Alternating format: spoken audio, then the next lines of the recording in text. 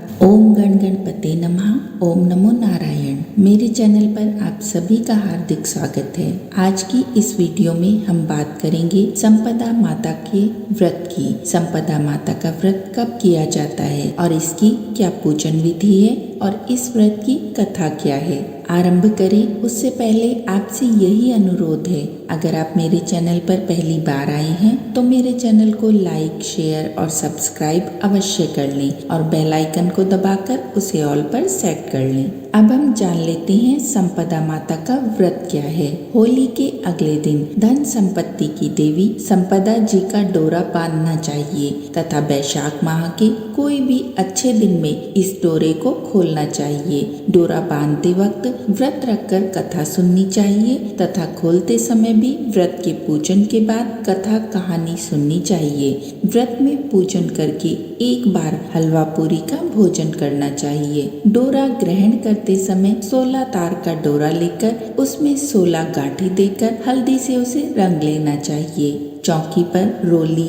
चावल इसके साथ कलश को स्थापित करें। डोरा बांध लें तथा कथा सुने। वैशाख में डोरा खोलते समय अक्षत और पुष्प लेकर कथा सुने और सूर्य भगवान को अर्घ्य दें। तो ये तो थी एक सरल विधि डोरे को बांधने और खोलने की। अब जानते हैं इस व्रत में सुनी जाने वाली कथा को। संपदा जी के व्रत में सुनी जाने वाली कथा इस प्रकार है। राजा नल अपनी पत्नी दमयंती के साथ बड़े प्रेम से राज्य करते थे। होली के अगले दिन एक ब्रह्माणी रानी के पास आई। उसने गले में पीला डोरा बांधा हुआ था। रानी ने उस ब्रह्माणी से डोरे के बारे में पूछा। तब वह बोली कि डोरा पहनने से सुख संपत्ति और धन धान्य घर में आता है। रानी ने भी उससे डोरा मांगा। उसने रानी को विधिवत डोरा देकर कथा सुनाई। राजा नल ने जब रानी के गले में इस डोरे को देखा तो उसके बारे में पूछने लगे। रानी ने सारी बात राजा को बता दी।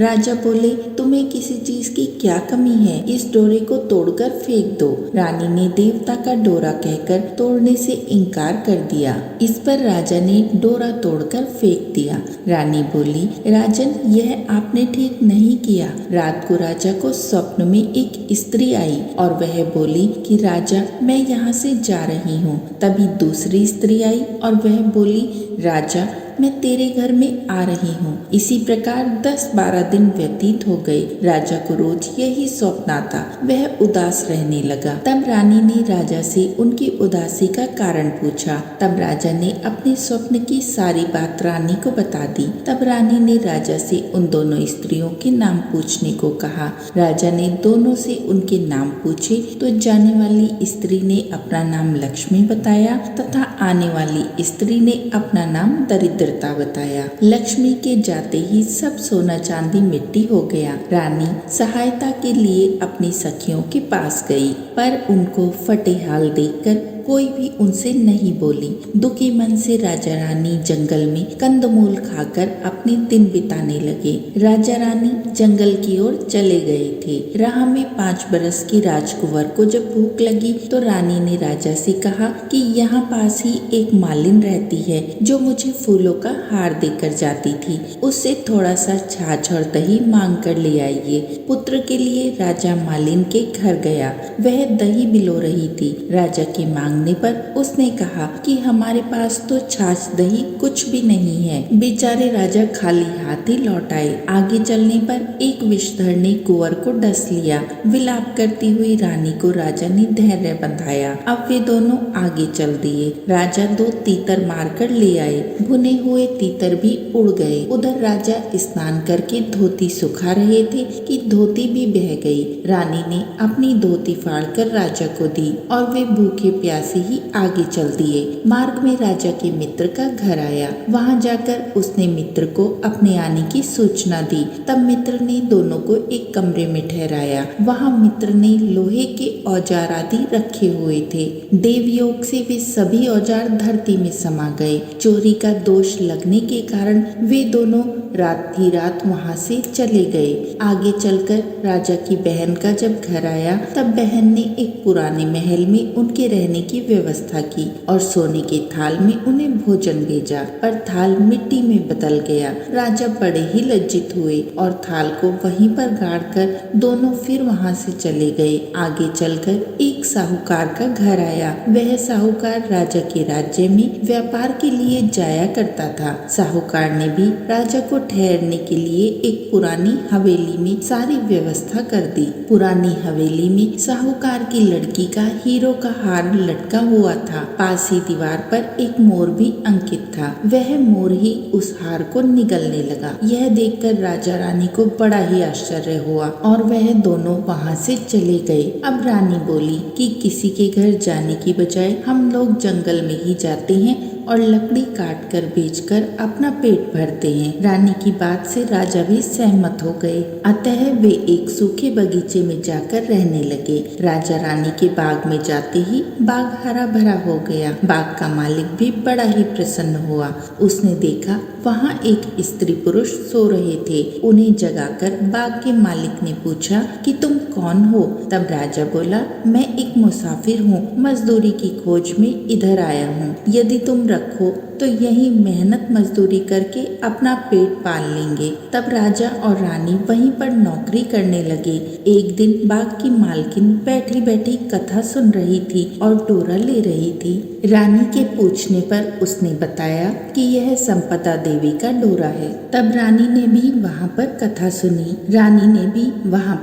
सुनी और डोरा लिया। राजा ने फिर पत्नी से पूछा कि यह डोरा कैसा बांधा हुआ है? तब रानी बोली कि यह वही डोरा है जिसे आपने एक बार तोड़कर फेंक दिया था और उसी के कारण संपदा देवी हम पर नाराज हो गई थी। रानी फिर बोली, यदि संपदा माता सच्ची हैं तो फिर हमारे पहले से दिन लौट आएंगे। उसी रात को राजा को पहले की तरह ही स्वप्न आया। एक स्त्री कह रही थी कि मैं जा रही हूँ और वहीं दूसरी स्त्री कह रही थी कि राजा मैं वापस आ रही हूँ। राजा ने दोनों के जब नाम पूछे तो आने वाली स्त्री ने अपना नाम लक्ष्मी बताया और जाने वाली स्त्री बोली कि मैं तो दरिद्रता हूँ। राजा ने लक्ष्मी से पूछा कि अब जाओगी तो नहीं? तब लक्ष्मी बोली, यदि तुम्हारी पत्नी संपदा जी का डोरा लेकर कथा सुनती रहेगी तो मैं कभी नहीं जाऊंगी। यदि तुम डोरा तोड़ दोगे तो मैं चली जाऊंगी। बाग की मालकिन किसी रानी को हार देने जाती थी तो दमयंती हार गूंथ कर देती थी। हार देखकर रानी बड़ी प्रसन्न हुई। तब उसने पूछा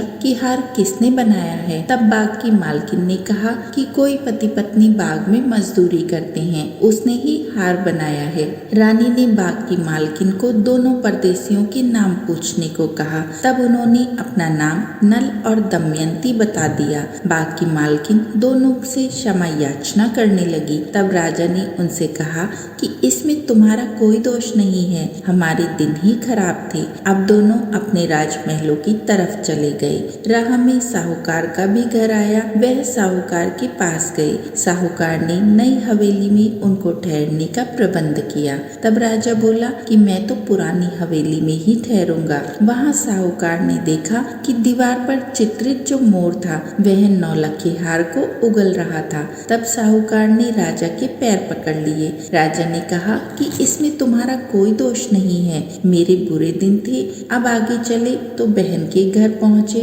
बहन ने भी नए महल में रहने की जिद की। पैरों के नीचे की धरती खोदी तो हीरो से जड़ित थाल वहाँ से निकल आया। राजा ने बहन को बहुत सा धन भेंट स्वरूप दिया। आगे चलकर मित्र के घर पहुँचे और उसने नए मकान में ठहरने की व्यवस्था करी, पर राजा पुराने मकान में ही ठहरा। वही मित्र के लोहे के औजार भी मिल गए। आगे जब चले तो नदी किनारे जहाँ राजा की धोती उड़कर गई थी वह एक वृक्ष पर लटकी हुई मिली। वहाँ नहा धोकर धोती पहनकर राजा जब आगे चले तो देखा कि कुंवर तो उनके खेल रहे हैं। माँ बाप को देखकर उसने उनके पैर छू लिए। नगर में पहुंचकर राजा की मालिन दुर्वा लेकर आई। तब राजा बोले कि आज तो तुम दुर्वा लेकर आ रही हो और उस दिन तुमने हमें छाछ देने के लिए भी मना कर दिया था। रानी ने राजा से कहा कि वह तो हमारे बुरे दिन थे और उन्हीं बुरे दिनों का वह प्रभाव था। वे दोनों महलों में चले गए। रानी की सखियां धन धान्य से भरे हुए थाल लेकर आई